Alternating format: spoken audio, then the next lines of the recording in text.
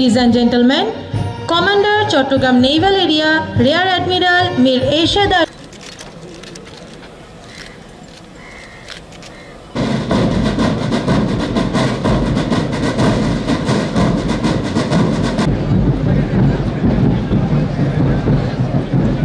আজ মহান সশস্ত্র বাহিনী দিবস। 1971 সালের এই দিনে তিন বাহিনীর সমন্বিত আক্রমণের ফলে বাংলাদেশের স্বাধীনতা অর্জন ত্বরান্বিত হয়। 21শে নভেম্বর সশস্ত্র বাহিনী দিবস হিসাবে পালিত হয়ে আসছে নিয়মিত।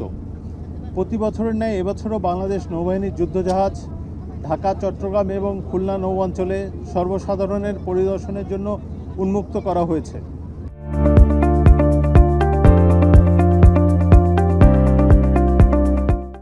বাংলাদেশ নৌবাহিনীর কার্যক্রম এবং আধুনিক সরঞ্জাম সম্বলিত একটি যুদ্ধজাহাজ সম্পর্কে সাধারণ মানুষ যথাযথ ধারণা লাভ করতে পারবেন।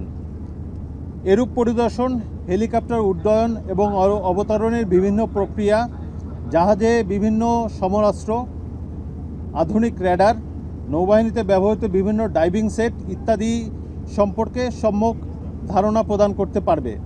এ পরিদর্শনের মাধ্যমে আমরা আশা করি বাংলাদেশের সাধারণ মানুষ, বিশেষ করে তরুণ সমাজ, বাংলাদেশের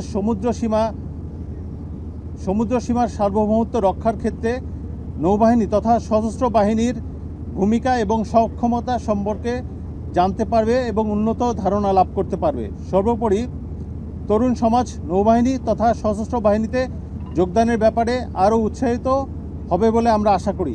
ধন্যবাদ।